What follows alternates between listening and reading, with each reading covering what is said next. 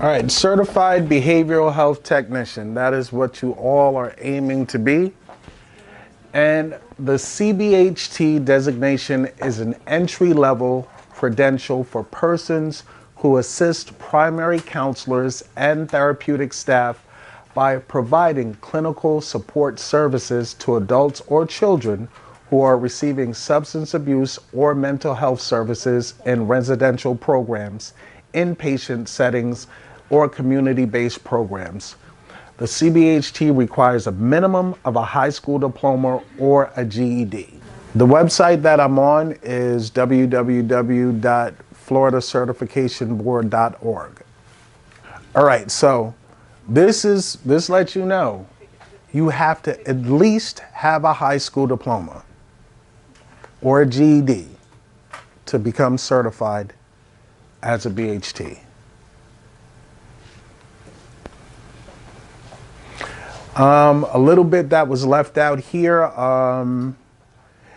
residential programs, it could also be a PHP, partial hospitalization. It could be an IOP. It can be an OP. And your role there would be the same, you know, ensuring the client's safety, reporting back to the therapist, things that you've seen, observed with clients, stuff like that. All right. CBHT standards and requirement tables. The purpose of this document is to provide detailed BHT credential-specific information, including certified behavioral health tech standards, requirements, and application policies and procedures. This document is to be read in conjunction with the Florida Certification Board overall administrative requirements that are detailed in the following FCB candidate guides: the application process, the examination process, credential award, and the maintenance and renewal process. Just so you know, just because you become certified as a BHT, you have to take continuing education units to keep that certification current. It says, please review the candidate guide, application process, and the following CBHT standards and eligibility requirements for application. Formal education. You have to have a high school diploma or a GED. Content-specific training. That's this. This. 30 hours of content-specific training allocated as follows: clinical competence, maintaining client and personal safety, documentation and patient confidentiality, ethical and professional responsibilities, and electives are 10 hours. All training must have been completed within the last 10 years. So don't worry that you're not taking this tomorrow. This is relevant for 10 years, but I would suggest that as soon as you get employed and you get the 6 months or the 1,000 hours, to take the test. The reason being is we lose information that we don't use. You know, you might think, okay, I'm ready to take it now, but give 6 months, let 6 months pass, I'm working, I'm doing what I gotta do, and life, as we know it, is continuing to happen over here. Some of this stuff starts to slip out of your head. The related work experience, you need 1,000 hours of formal work providing behavioral health related services. All experience must have been granted within the last 10 years. So if you have experience from other places that you can have documented, you can use it. If you've worked in the healthcare field doing any of the things that are specified on the application. If documentation is one, if you work in any medical facility, you're doing some sort of documentation, right? So that's part of it that you could get signed off from a qualified professional at that place, whether it be a hospital, doctor's office, whatever the case may be. I got some of mine signed off by the doctor I interned with externed with when I was trying to become certified as a medical assistant. He wrote a letter of reference for me as well. All right, as long as the training or the job on-the-job hours are relevant to this, and they can be verified. They have to be verified, meaning a qualified person at that place of employment has to be able to sign off on it. And we're going to get into those forms as well. In your time as a BHT on any job, you're going to run into all of this stuff. Documentation is something as simple as sending the end of shift report. Most places have that, and they will teach you that. What happened on the shift with this client, that client, and you'll learn how to format it. So you need 24 hours of direct supervision of the applicant's performance of CBHT related services. These hours must include a minimum of 4 hours per performance domain. 1 being clinical competence, 2 being maintaining client and personal safety, documentation and patient confidentiality, ethical and professional responsibilities. The remaining 8 hours may be in any of the performance domains. All on-the-job supervision must have been completed within the last 10 years. This is important. Recommendations. You need 1 professional letter of recommendation for certification, 1 supervisory letter of recommendation for certification, and 1 character personal letter of recommendation for certification. For your professional letter of recommendation, I would do it with the most qualified person at your job. Be it your supervisor, director, whatever the case may be. Supervisory letter, supervisor, whoever's supervising you, of course. Character letter, personal recommendation. I did mine with a doctor. That like speaks volumes. A doctor signed off on mine. So it shouldn't be your homeboy, my friend from high school, you know. And it's not to demean those people in any way, but what credentials does that person have? You know what I mean? Who are they in the business world? You know, you might know a lawyer, you might somebody, you know.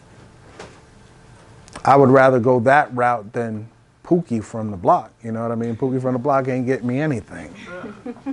But he's known me forever. Of course, to be certified, you have to take the exam. And continuing education is 10 hours per year, as you said. The training content must be related to at least one of the CBHT performance domains. Renewals are June 30th of each calendar year. So once you become certified, you're going to receive this letter in the mail, time to recertify. Most of the time, you're not going to be, what do they call it? They're not going to audit you, but sometimes they do. So don't sit back and go, okay, well, I might slip by and they're not going to audit me, so all I have to do is pay my renewal fee. Do your continuing education units all the time. Electronic application and mandatory form requirements. All applicants must first establish an online account with the Florida Certification Board. After establishing the online account, complete the Certified Behavioral Health Technician electronic application. Hard copy applications are only available to applicants who meet ADA requirements related to accommodation for using computers and related technologies. Meaning if you're not computer savvy, you can do the hard copy. I'm doing the hard copy regardless. I'm not doing it online. These are the websites for it. It's the same. Just going to floridacertificationboard.org and doing the clicking like I did, you can find the application. Now, this is the part that I thought was really important and the reason that I wanted to go over it. You have to download and complete the training verification form. The completed form and supporting documentation is uploaded to the electronic application. Secure a copy of his or her high school diploma, GED, an unofficial college or university transcript or diploma. The Florida Certification Board will request this documentation when processing the application. Download and provide the following forms to the appropriate individual to complete and submit to the Florida Certification Board. The work verification form. That's the one where you verify that you've been at a job for 1,000 hours, working as a BHT. All applicants have a maximum of 12 months to earn the credentials starting from the date of application, and the certification fee are received by Florida Certification Board. So you can say, I'm ready, you get all your stuff done, send in your application, send in the money to take the test. You have 12 months to take that test. If you don't, you have to pay again. 12 months is ample time for you to find 3 hours. The related work experience verification form, it says directions. Thank you for taking the time to assist the applicant named above to verify and document his or her related work experience in pursuit of the Certified Behavioral Health Technician designation. Please carefully read the description of a certified behavioral health technician and the related work experience as listed below. If you have any questions as to whether or not specific duties or tasks are eligible to meet certified behavioral health technician related work experience requirements, please contact our offices at the number. All right. This is important. You're going to have some of your supervisors who are going to be very, very lazy and tell you to complete it. But note what it says. Please do not ask the applicant to complete any part of the form except part 1, which is your name. It is Florida Certification Board's policy that this form is completed by the applicant's employer's personnel officer or designee only. All of that is a fancy way of saying not you. Upon completion, please submit the form and supporting documentation directly to Florida Certification Board via mail or email. Remember, it told you, this is the only part you fill out, section 1. Your name, who your employer is, if you work there full-time, part-time, and if you're paid or not. For Florida Certification Board, you need to be paid in this position. It cannot be volunteer work. Your position title, the employment dates, and who your immediate supervisor is. That is all that's required from you on that form. If you venture into box 2 or part 2, and they see the handwriting is the same here and here, they will reject it. So it does take a lot of footwork on your part to do all of this, getting to your supervisors, getting people to sign off on this stuff. This is why you can't do it by yourself. You can't lie about it, anything like that. It says, I have read and understand the on-job experience requirements for behavioral health technician or CBHT certification. The following information can be verified by employment records maintained by the agency.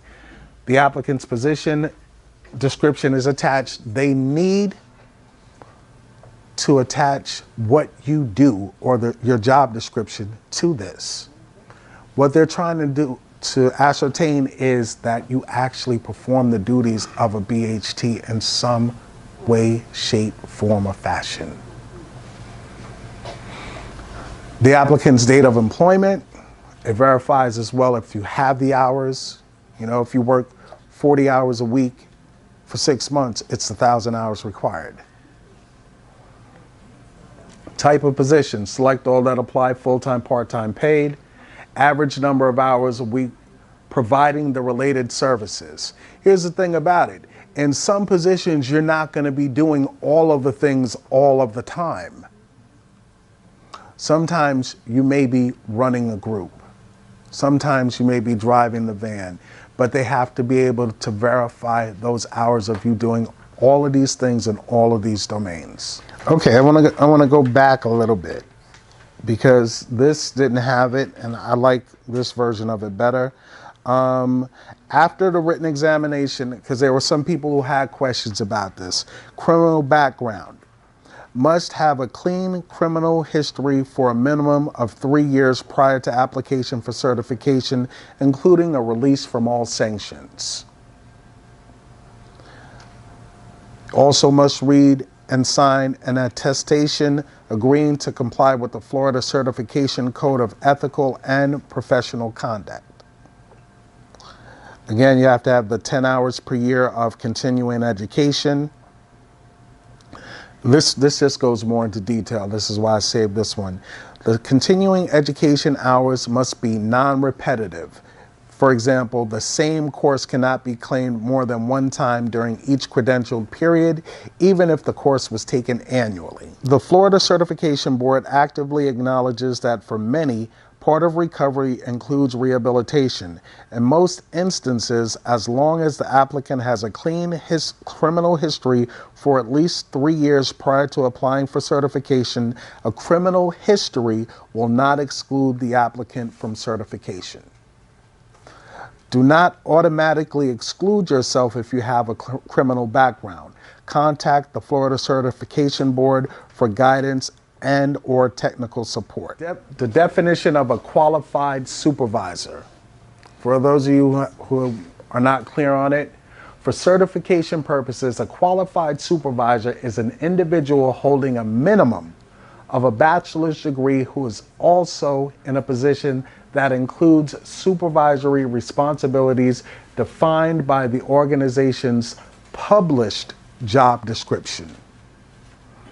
Qualified supervisors include the applicant's immediate supervisor or any other agency supervisors, trainers, mentors, quality assurance staff, and any other agency management or leadership staff assigned by the employer to provide supervision to employees seeking certification.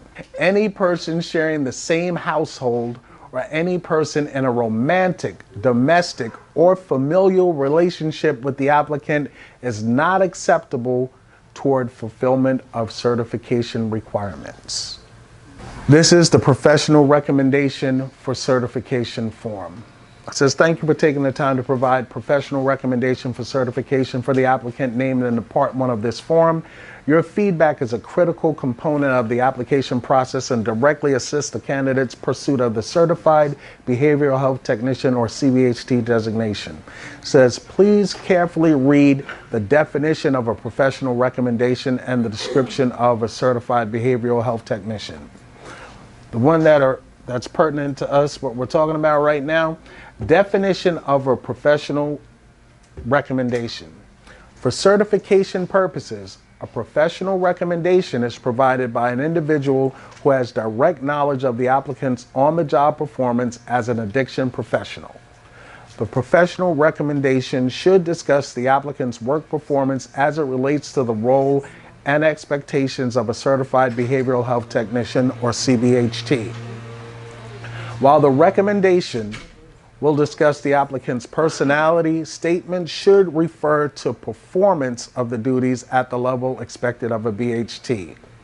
While teamwork, experience, and work ethic are the types of things discussed, the recommendation should give the Florida Certification Board an idea of the type of individual applying for certification as a certified behavioral health technician. Individuals providing a professional recommendation must be in a non-peer or non-subordinate position to the applicant. So you can't really have your coworker do it. Shouldn't be your coworker who's on the same level as you. See, it says non-peer. So if two of you have the same job title, you can't do it for the next person, or they can't do it for you.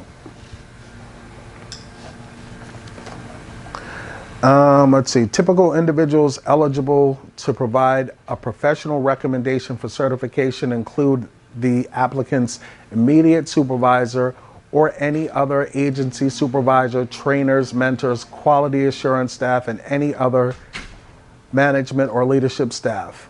A professional recommendation for certification may not be provided by a relative.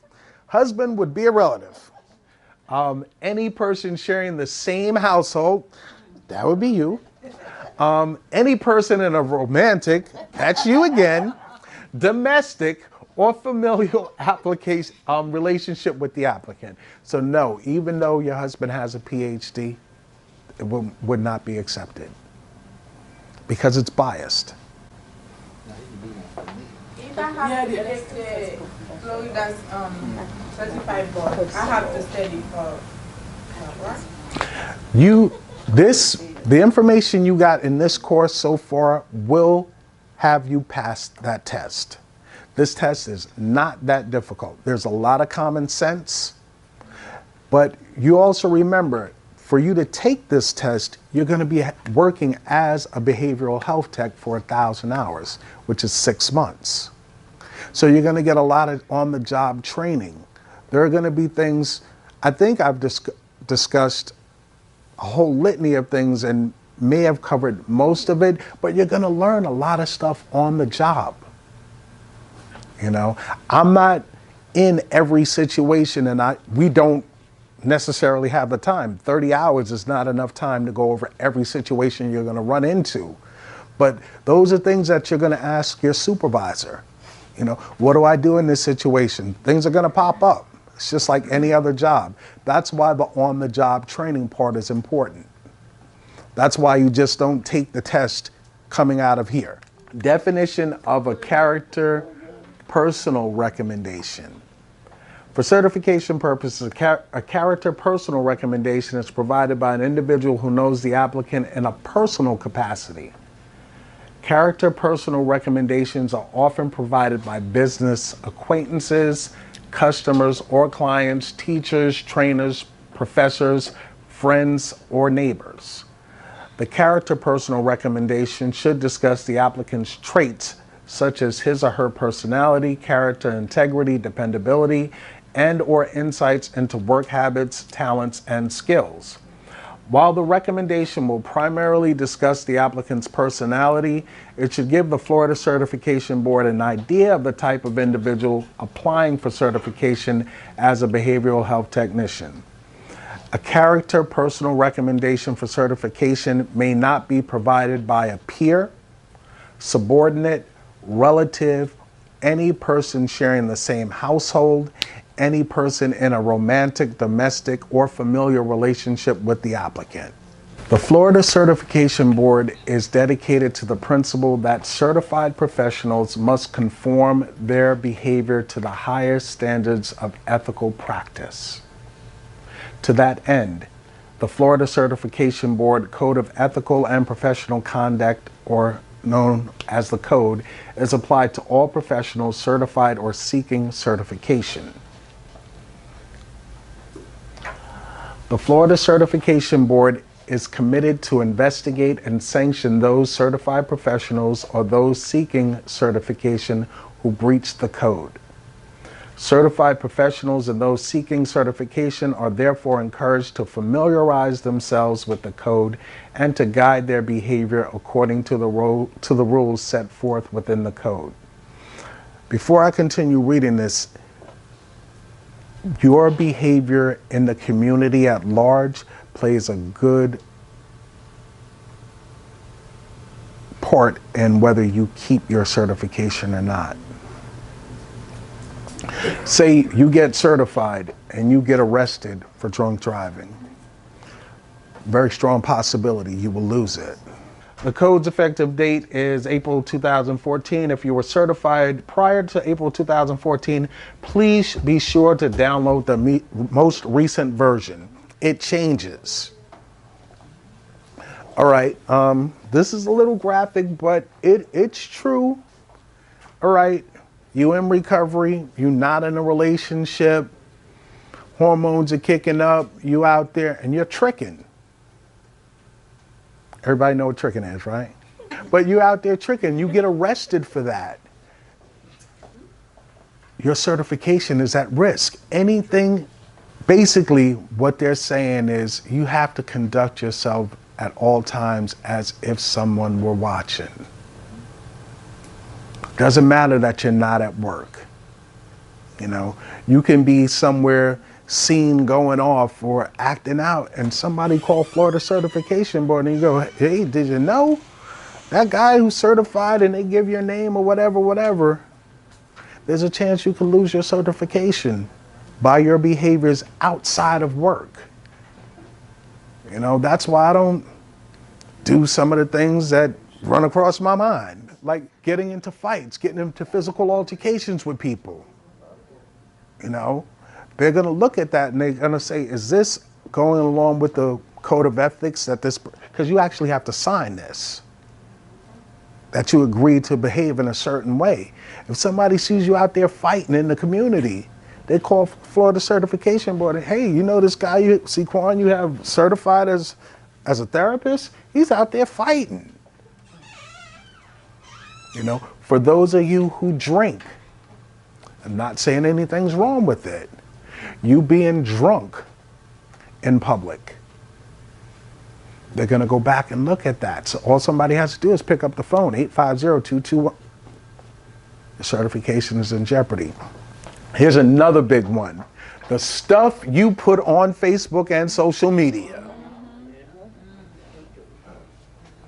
You know, there are some of us who do other substances and we don't drink them, we inhale them. There are some of us out there.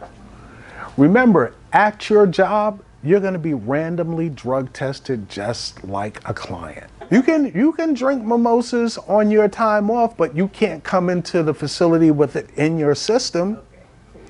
If you like to blaze, you might want to reconsider your job choice, because you can't blaze and do this job. Blaze. You can't smoke any trees doing this. There's no trees, because you're going to come into work one day and they're going to say drop. There's no, oh, well, maybe I can't, no. File an ethics complaint. Have an ethical complaint against a professional who is certified or attempting to become certified. This is what I was talking about. All they have to do is download the ethics case complaint form, fill it out, or now all they have to do is call. If they know your name, first and last name, they can find Florida Certification Board is just going to pull it up. They'll pull up your number, your certification number, and they can file a complaint against you. Exams in Florida. Important information about registering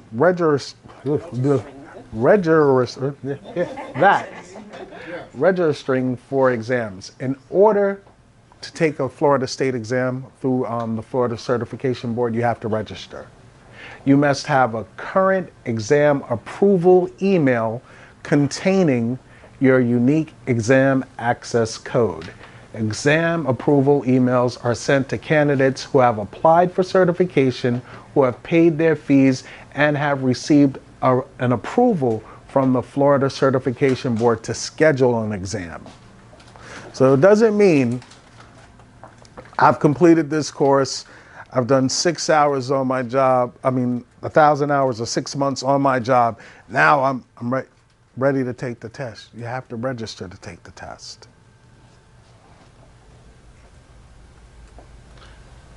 Exam codes are approved for a limited time only. Previously registered exam access codes are no longer valid. You have a specified time in which to take that test. Once you've paid for it and everything like that, once you've registered for it. Remember, it said a year. You may only register to take the exam that is specified in your exam approval email. If you think that you've been approved for the wrong exam, contact the Florida Certification Board Exam Department. As long as you have direct client contact. It doesn't have to be clinical to have direct client contact. A lot of times you'll have someone come into the administrative offices who need to be redirected. You know what I mean? You have experience of doing that, right? There's a lot of people who come in and you're not actually teching, as they put it, but you're redirecting them. A lot of people come in there really belligerent about stuff. You know, I want my bills paid, stuff like that, or whatever the case may be. Or they have some sort of issue with the agency that you work for. But you're using those same skills to be able to deal with them, the de-escalation techniques, all of that stuff, you know. Even though you may not be employed as a BHT, some of the stuff that you learn here, you should employ it in your present job. You know, just like going back to the de-escalation techniques, hearing a person out does wonders to de-escalate them. Even if they're yelling and screaming and being belligerent, yes, I understand that you're upset. How can I best help you? It tells that person that you may not really be interested in what's going on with them, but the message that you're conveying to them is, hey, I'm interested in your concerns. I want to help you. That's the best way to de-escalate something. This is the last thing we're going to go over, and we are done. Renewal. Even though you don't have the certification now, your certification is not perpetual without a renewal process. Meaning, because you become certified as a BHT, that you're always going to be certified without following their protocol for the renewal process. And this is how it happens. The Florida Certification Board has 3 renewal cycles and the renewal fee and CEU, or continuing education unit, requirements that vary with the credential. Certified professionals are required to renew their credentials on or before the expiration date. The renewal cycle, it's annual in June. This is where you guys fall in. You see where it says CBHT? So if you get certified before June of next year, you have to renew in June. Most of you are not in that position. You're going to do what you need to do, get certified. It'll probably be after June, but you have to recertify. Now, what happens is you really don't need to keep this date in mind, because when you do your application, you're going to give them a valid email address, one that you check frequently so you don't miss it. Now, on my phone, the one that I use is Gmail for all of my important stuff. Even though it doesn't auto-populate, I know to go and check on it every day. I pull down the tab and it shows me all the new emails. Use the most relevant email address for you, one that you're going to check all the time. Because what's going to happen for some of you, things are going to be missing from your application. They may need something, and you want to know that as soon as possible. The renewal process. The Florida Certification Board will send out renewal notices, invoices 2 months prior to the credential expiration date. They're going to send it to you via email, and they're going to send it in the mail. If you move, it would behoove you to call them, update your new address, and to go on the computer to their site and update your address. Renewal fees must be paid, and if audited, CEU, or continuing education unit, documentation must be approved no later than the date of expiration. There's a 30 calendar day grace period for individuals who missed the renewal deadline. Certified professionals may renew an expired credential by paying the renewal fee, a $50 late fee for each credential, and submitting CEUs regardless of audit status no later than 30 calendar days after the credential's expiration date. Individuals who do not meet renewal requirements within 30 calendar days of the credential's expiration date will automatically be placed on an inactive status and must complete the Florida Certification Board's reinstatement process to recertify. Do not let that happen to you. It actually happened to me, and it was a pain in the butt. You know, I was working as a therapist, and they had sent out the renewal stuff, and I sent off all my information, got misplaced, whatever, all of that stuff. And I was like, okay, no big deal. It's a big deal because it's a pain later on going back to do all of this stuff. All right, let's show you. Please note, individuals earning a credential during a grandparenting or reciprocity period must pass the written test and meet any additional standards as part of the reinstatement process. That's what almost happened to me. I almost had to take the test over again. Payment of certification related fees is an individual responsibility. The Florida Certification Board invoices the individual who holds the credential. If a certified individual works for an employer that pays some or all renewal fees, the certified individual is responsible for ensuring that fees are paid in a timely manner to the Florida Certification Board. The Florida Certification Board will not waive late fees or extend timelines for failure to renew. Awareness of certification expiration dates is also an individual's responsibility. The Florida Certification Board will send a renewal notice invoice to the mailing address and email addresses. You have no reason not to do it. Like for me, I had no reason not to do it. You're gonna be a certified professional. Your email address should be something professional. It shouldn't be like, Shorty got that thing. You know what I'm saying? It shouldn't be that. We laugh, but there's some people who are smiling and shaking their head. They got it. They got an email like that, you know. But you're a professional. You're trying to be a professional now. Your email should be professional. Make sure you have your email addresses updated. Ensuring that the Florida Certification Board has current mailing and email addresses is the responsibility of the certified individual. If a certified individual does not receive a notice invoice at least 45 days prior to the credential's expiration date, the certified individual must call the Florida Certification Board to request a new notice or invoice. So if you're getting close to that time, which is June of every year, and you haven't received it, you need to call them. Remember, it's your responsibility. This is not somebody else taking care of you. This is you being an adult, you know, taking it very seriously. The Florida Certification Board will not waive late fees or extend timelines for failure to update contact information or if invoices were lost in hard copy or email.